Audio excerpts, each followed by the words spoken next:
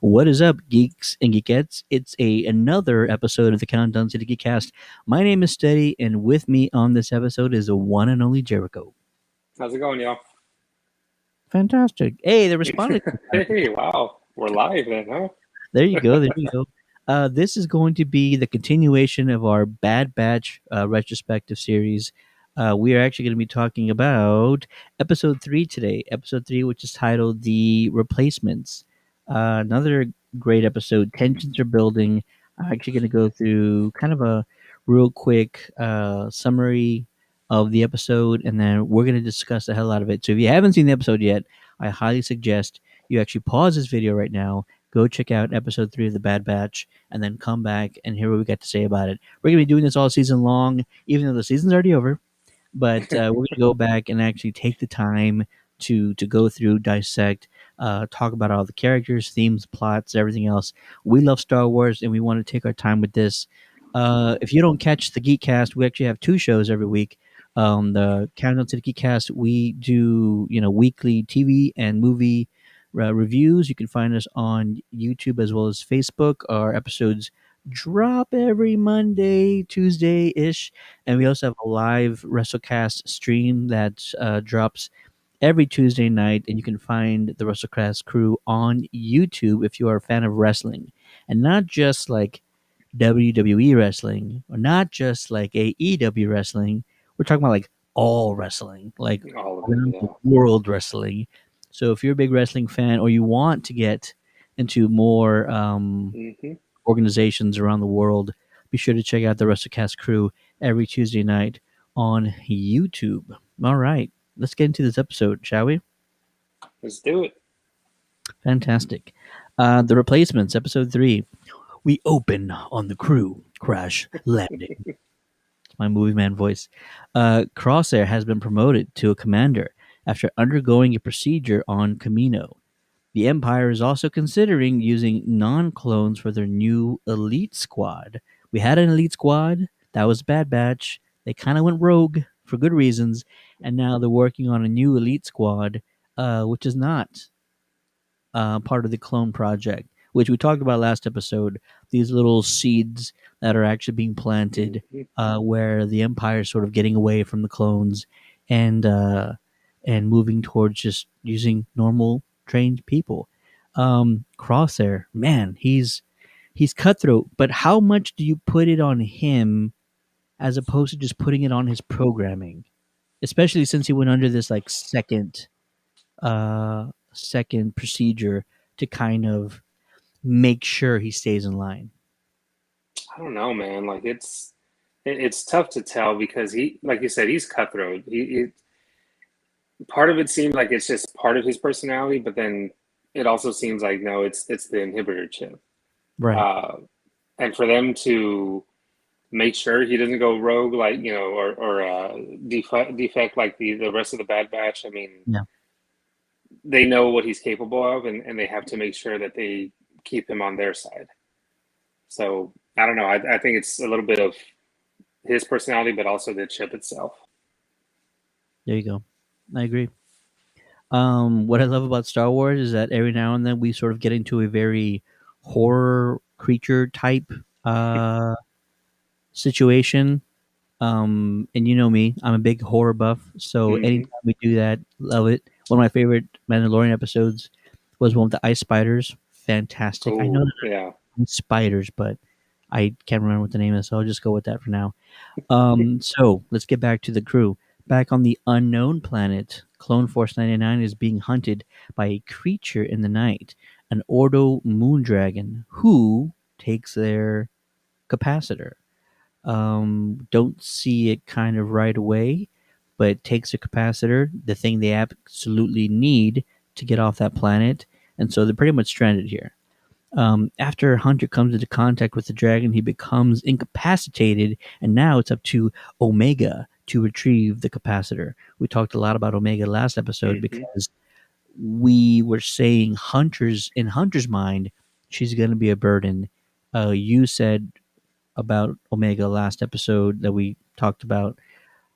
She's part of the crew, but she doesn't have like a whole lot of value. Well, this is the episode where we see exactly how much value she can actually bring Oh to the yeah. table. Um, let's see here. So let's talk about this kind of sequence right here. Do you?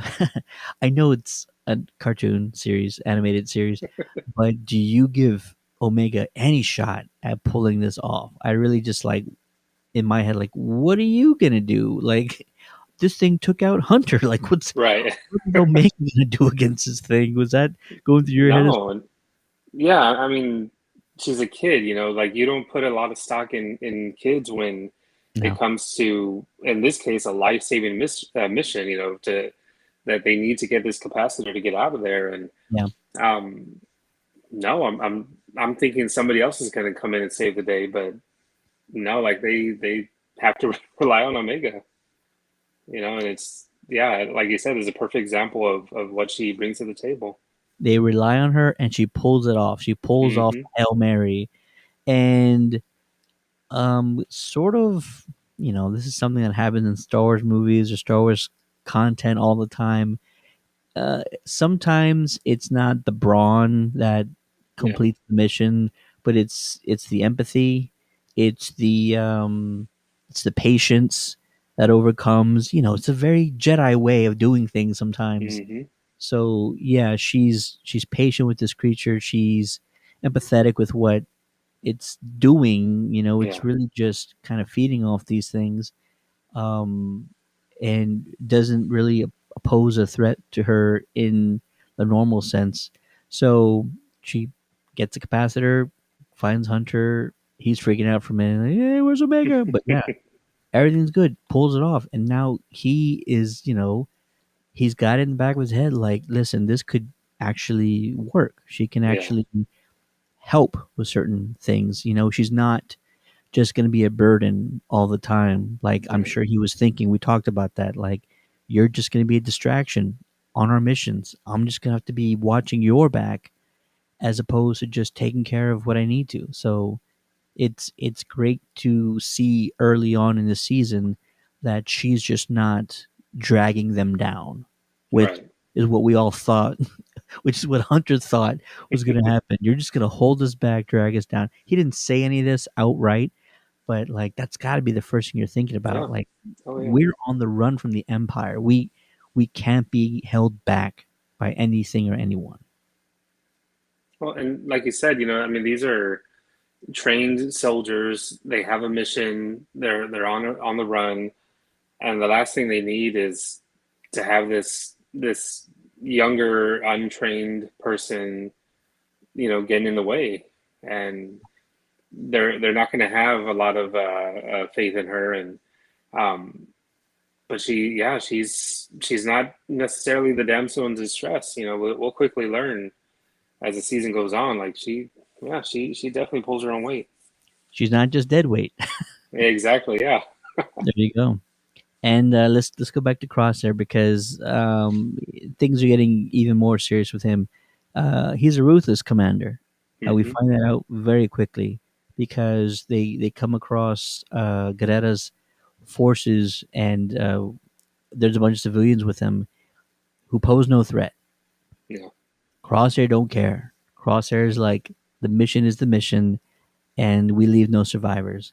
So even these unarmed civilians, even though people under his command aren't completely down with it at first, they execute everybody there, and anyone who gets in the way, as we just found out in this episode, he's willing to take them out. So he takes Hmm. out one of these new elite force members right in front of everybody else, and it accomplishes two things. Number one, it shows how cutthroat and ruthless he is as a leader, and then it also sends a message real quickly to everybody else involved, like there's no messing around here. Like we're gonna do what we're supposed to do, and that's it. So, Crosshair, man, bloodthirsty, cutthroat, ruthless, whatever you want to call him, but he's a really interesting character, and he's just downright dirty, man. Oh yeah. He's super focused. You know, he knows what the mission is. He's trying to get any information he can about the location of the Bad Batch, and Yeah. he doesn't care who gets in his way. Like yeah, I mean, he's going to take out anybody he needs to, and he's going to get his information however he can. No, absolutely. And if you're a fan of this group of Clone Force 99, you should be worried. You really should, um, because he's not going to hold back. He's not. He's a take no prisoners guy. We're Hmm. finding out right away. So it's going to be a dangerous road from here on out through the rest of the season, I'm sure. Oh, for sure. Yeah. All right. Any other final thoughts on episode 3? No, it was definitely a great episode. Great to see Saw and and his family there, in the clan, and um, like we said, I mean, we get a taste of how ruthless Crosshair can be. We get a taste of what Omega brings to the table, and now Hunter is starting to see, Hunter and the gang starting to see like just how important she could be, and how valuable she could be to their mission. So really good episode. Absolutely. Can't wait for more and can't wait to discuss more. We want to hear from you guys. What were your thoughts on episode 3 of The Bad Batch? Go ahead and drop it in the comments below. Or you can always send us a message on Facebook just by clicking that send message button. Or you can email us on the contact page of our website at www.countdowntothegeekcast.com.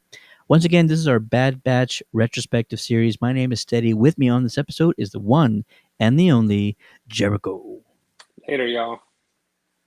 Be sure to like and subscribe for more of our videos Mhm. regarding the Bad Batch, and we will see you next time. Have a good night.